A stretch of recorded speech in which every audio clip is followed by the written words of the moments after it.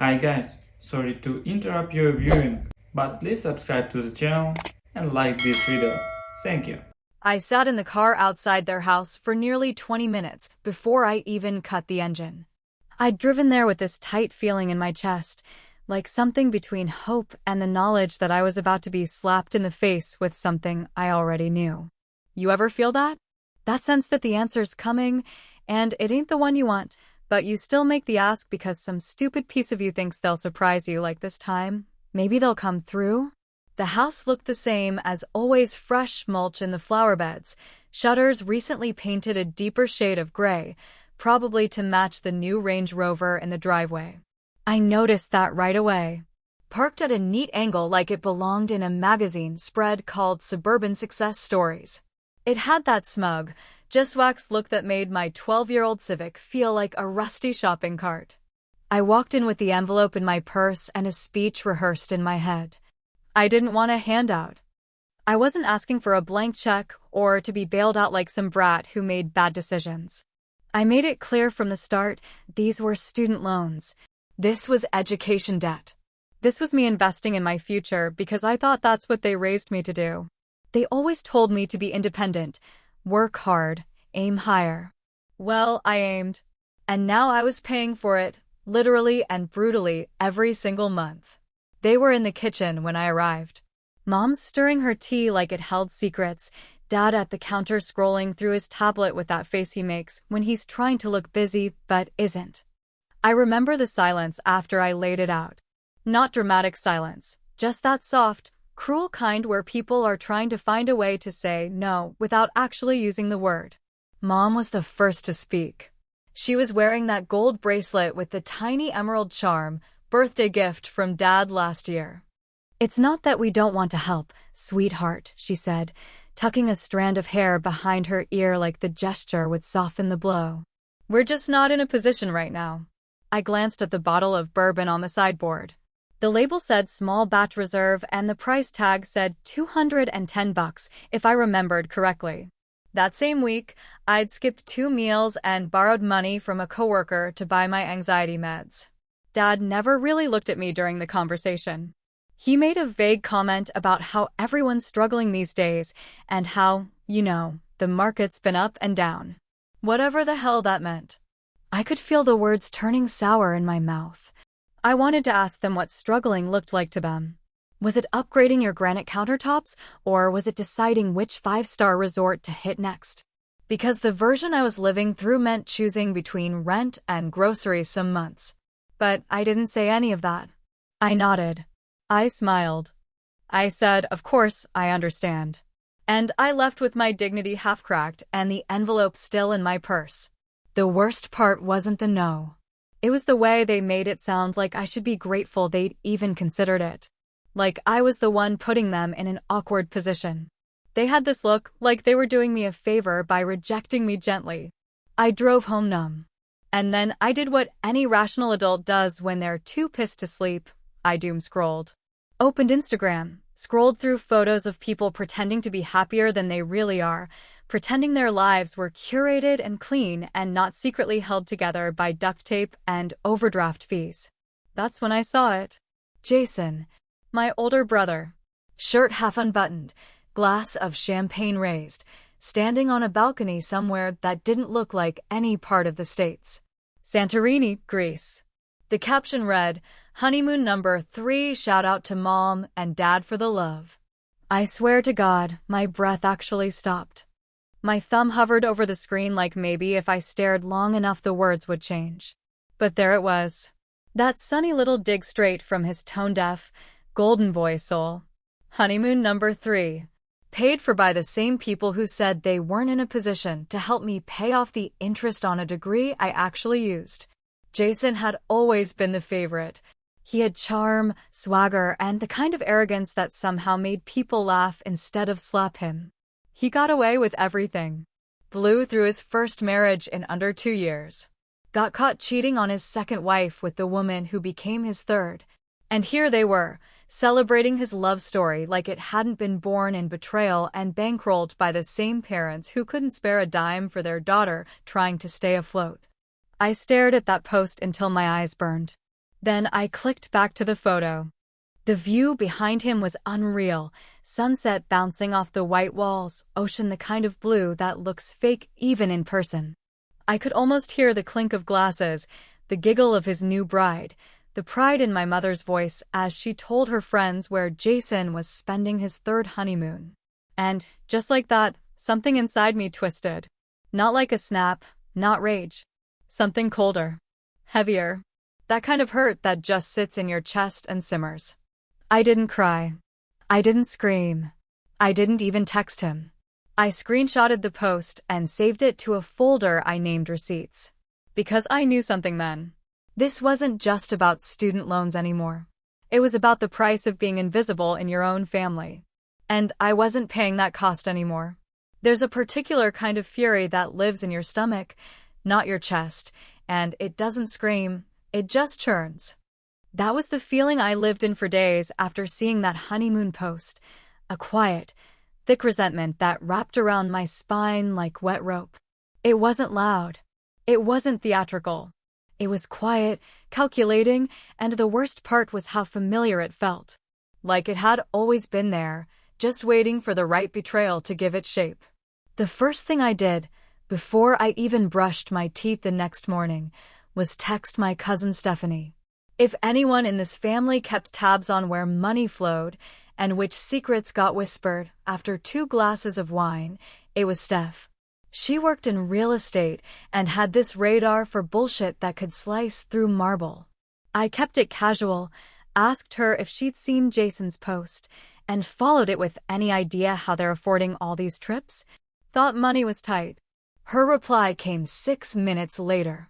Your mom told mine they gave him 25 grand. Said it was a fresh start fund for his new marriage. Can you believe that crap? I laughed when I read that, but not because it was funny.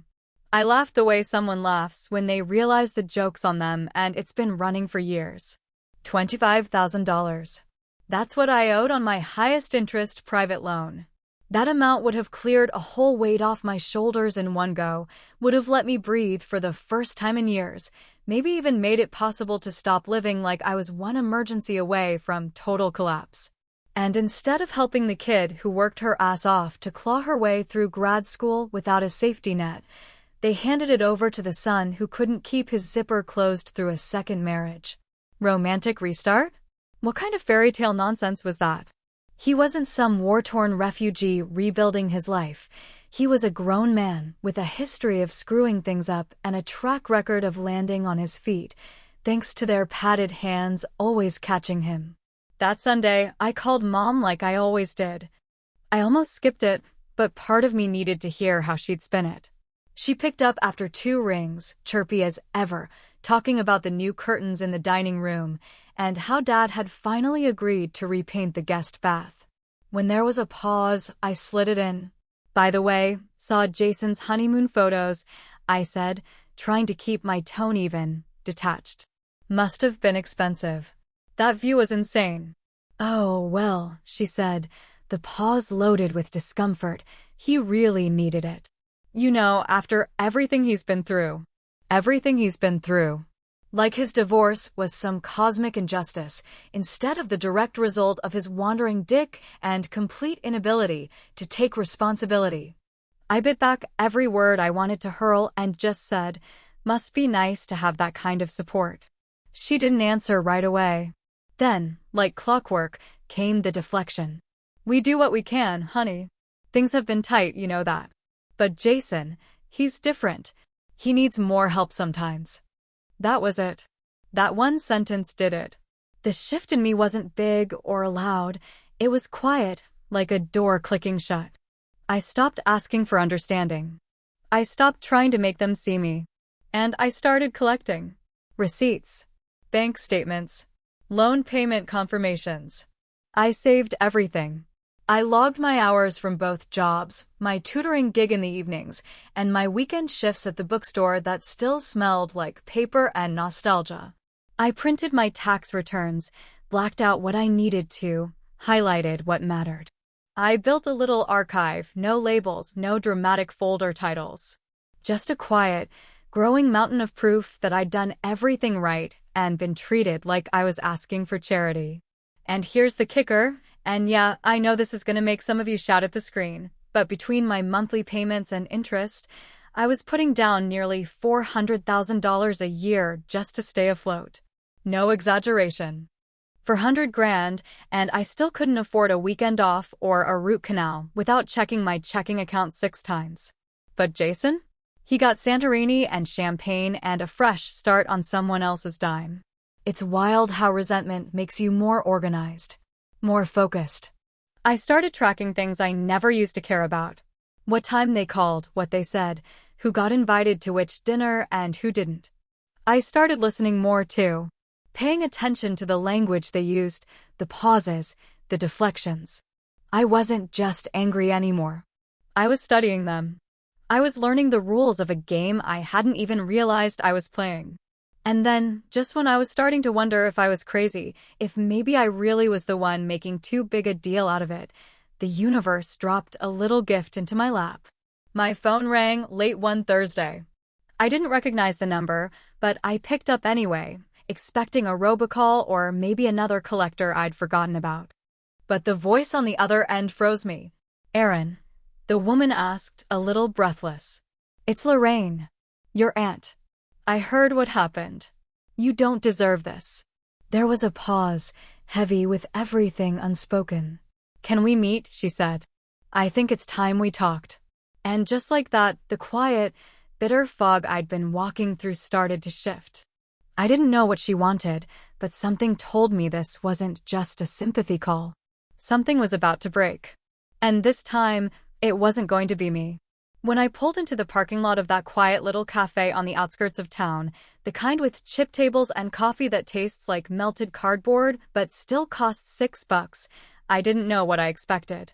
Maybe some awkward small talk, maybe a vague offer of emotional support from someone who hadn't shown up to a single birthday or holiday since I was a teenager. But what I got, what sat across from me in red lipstick, mirrored sunglasses, and an all-black pantsuit like she was about to lead a hostile corporate takeover, was a woman so sharp she could have sliced my father's ego in half with a look. Aunt Lorraine didn't waste time on pleasantries. She pulled off her glasses, folded them slowly like she was stalling for drama, and stared at me with those fierce hazel eyes I only vaguely remembered from old photo albums and half-recalled family stories.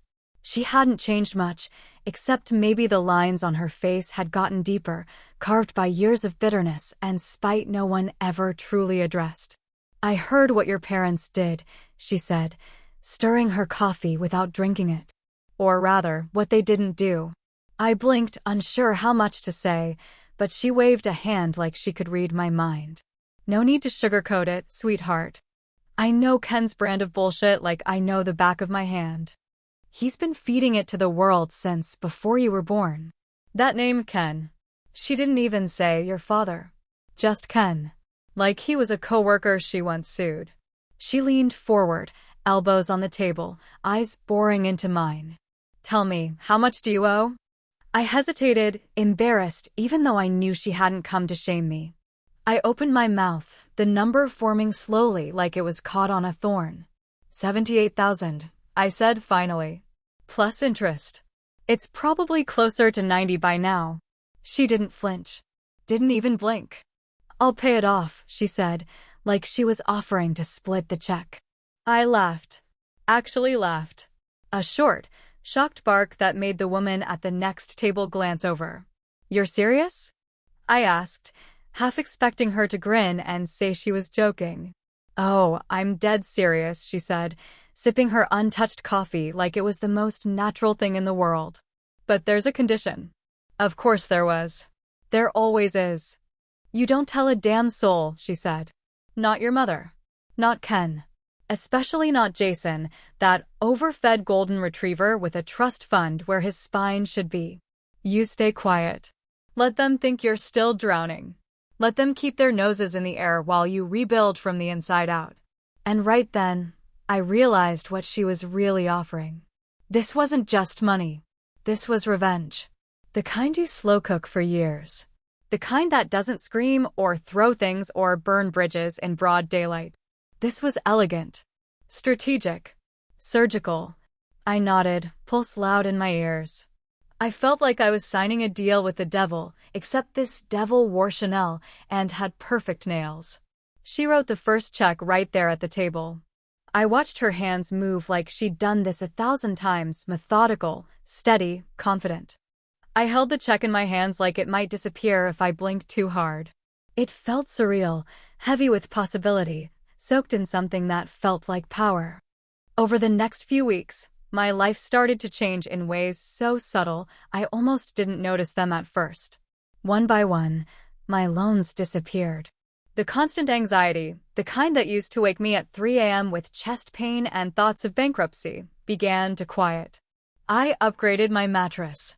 Bought a coat that actually kept me warm instead of pretending to.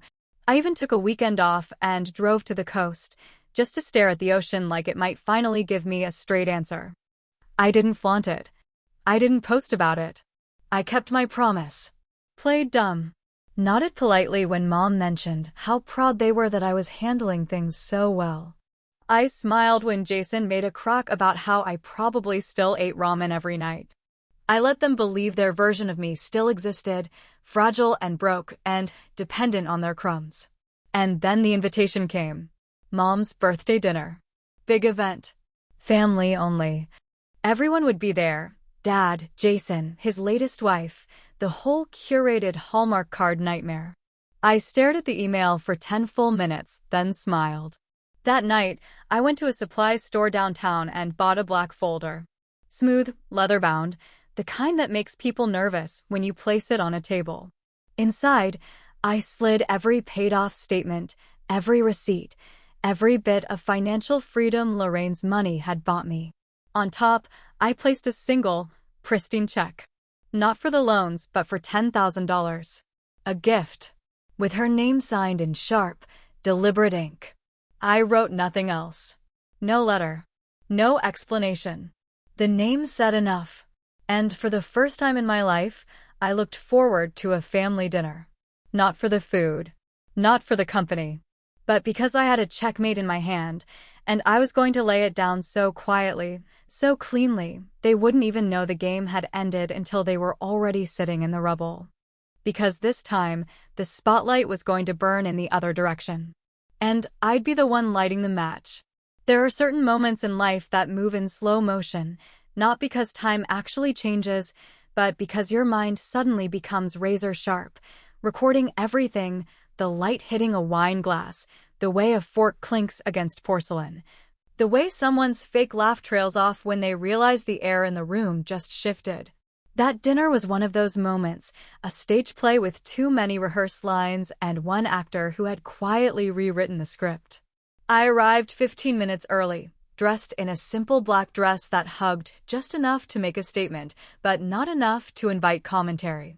I carried a small leather folder under my arm and a bottle of mid-tier wine I picked up on the way, not cheap enough to raise eyebrows, not expensive enough to make them think I was doing too well. The performance had to be flawless. Understated. Lethal. The house smelled like lavender and roasted garlic, which meant Mom had gone full Martha Stewart for the occasion. She opened the door with that breathy voice she always used when guests were arriving, though I was hardly a guest. I was the daughter who'd somehow managed to survive without bankrupting their patients or their wallets.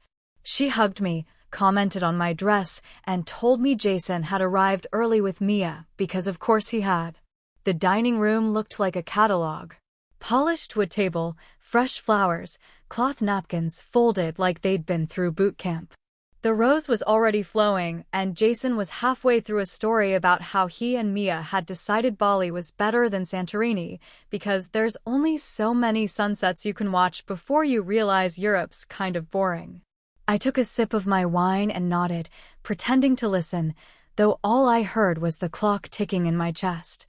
Dinner was long, filled with all the usual family theater, Mom bragging about her garden, Dad pretending to know something about world events, Jason dropping names like crumbs. Mia smiled and nodded, the human version of ambient noise. I let them go on. Let them bask in their curated life, their idea of success, their superiority.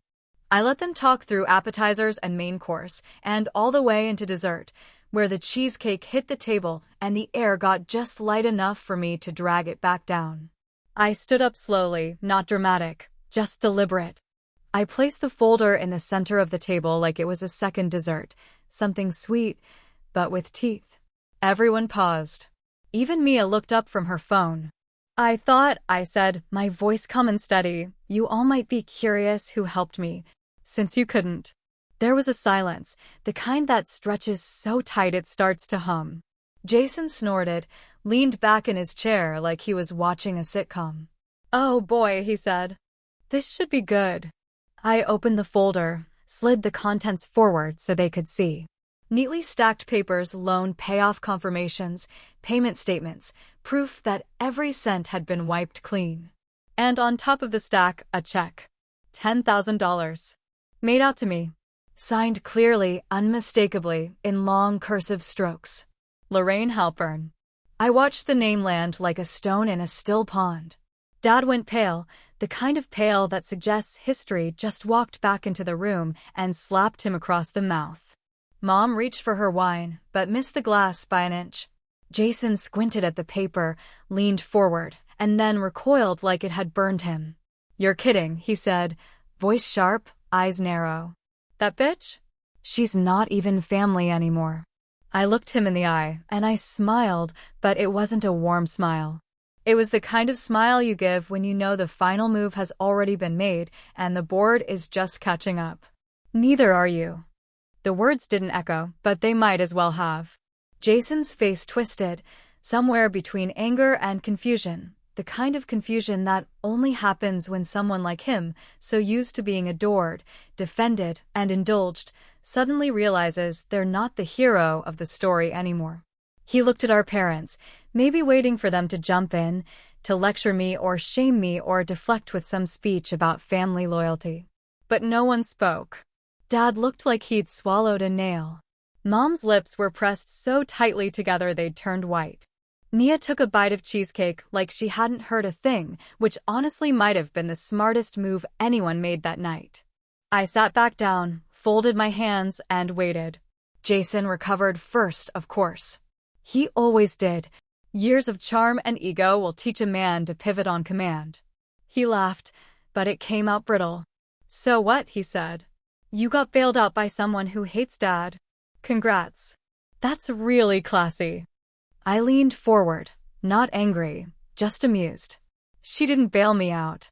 She invested in me. There's a difference. He didn't have a comeback for that, not one that didn't sound like whining. The silence came again, but this time it belonged to me. It sat on my side of the table, fed by truth and receipts and a name they hadn't spoken in over a decade. That check wasn't just money. It was a mirror. And in it, they saw themselves, small, selfish, and suddenly exposed. I didn't expect applause. I didn't need it. The win wasn't in their reaction, it was in the way they finally realized I wasn't someone they could just brush off with polite dismissals and half-baked excuses. I finished my wine, stood, and walked out without a backward glance. The check stayed on the table. A quiet, elegant middle finger wrapped in linen and ink. Because sometimes, the best revenge isn't loud or violent. Sometimes, it's just a name. Written down. And impossible to ignore. The room didn't explode right away, not in the dramatic, cinematic way you'd expect, but more like a pot boiling over after being ignored too long. It started slow, with Dad clearing his throat like he was preparing to deliver a sermon nobody asked for, and Mom pressing a napkin to her lips so tightly I thought she might eat it just to avoid saying what was really on her mind. Jason, predictably, was the first to crack. He shoved back his chair, the legs scraping loudly against the hardwood, and pointed at the check like it had personally insulted him. This is what you do, he spat, voice rising louder with every syllable. You show up to Mom's birthday, uninvited drama in your pocket, and throw it in everyone's face like a damn bomb? I didn't flinch. I didn't blink. I just looked at him, hands folded neatly in my lap, and said, I didn't throw anything. I placed it. You just weren't ready to see it. His eyes narrowed, mouth twitching like he was trying to decide between anger and outrage, and failing to land on anything that would make him look good. And that's what really killed him, looking bad. For Jason, shame wasn't a feeling. It was a spotlight. And right now, it was burning a hole through his carefully constructed image of being the center of this family's universe. Dad finally spoke then, but his voice lacked its usual thunder. It sounded tired, almost like he knew he'd lost before he even began. "Why Lorraine?" he asked, the name like ash in his mouth. "Why go to her of all people?" I turned to him slowly, and for once I didn't hide the disappointment in my face. "Because she didn't pretend to be something she wasn't," I said, my voice steady as the wine in my glass. "She didn't make excuses. She didn't lie about what she could or couldn't give. And she sure as hell didn't prioritize someone else's mistakes over my effort." Mom exhaled sharply, like I'd slapped her. "That's not fair," she muttered, her eyes darting to Jason like she still needed to defend him even now. "You don't know the pressure he's been under." I shook my head slowly, marveling at the sheer nerve. "You're right," I said. "I don't know what it's like to be given a free ride through every mistake. I don't know what it's like to fall up every single time. But I do know what it's like to be told no while watching someone else get yes after yes after yes. And I'm done pretending it didn't matter." Jason muttered something under his breath, probably a curse, but I didn't bother responding. There was nothing left to say. The truth was already sitting in the middle of the table, and it didn't care who was uncomfortable anymore. I left not long after that. Didn't stay for the cake. Didn't hug anyone goodbye. I walked out with my head high, the same folder tucked back under my arm, minus the check, which I left behind on purpose. Let them fight over whether to keep it or burn it. That wasn't my problem anymore. 2 days later, Jason texted me. No greeting, no apology, just, "You need to fix what you did. You humiliated me in front of them. You owe me." I stared at the message for a long time, then opened his wedding registry. It was still live, filled with $500 espresso machines, crystal stemware, luxury linens, and other nonsense nobody actually needs in their third marriage. I screenshotted it, sent it to him with a caption that read, "Don't worry. Looks like you recovered just fine." He didn't reply. I don't know what conversations happened in that house after I left. I don't know if they talked about me like I'd betrayed them, or if they just tried to pretend the whole thing never happened. But I do know one thing. The silence that followed was the loudest apology I never got. A week later, I moved into my new apartment, nothing fancy, just clean, quiet, and mine. I bought a decent couch, hung a few prints on the walls, and stocked the fridge with more than takeout leftovers and cheap wine.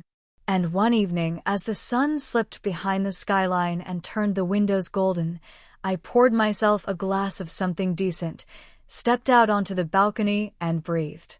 It wasn't happiness, exactly, not the kind you write songs about or post online with hashtags. But it was peace. It was the absence of begging for scraps. It was the weight of expectation finally lifted off my back. I didn't need them to clap for me. I didn't need their forgiveness. What I had now couldn't be bought in Santorini or wrapped in fancy paper for a birthday dinner. What I had now was earned, fought for, and mine. They always said money doesn't grow on trees. But respect? That shit's even harder to come by.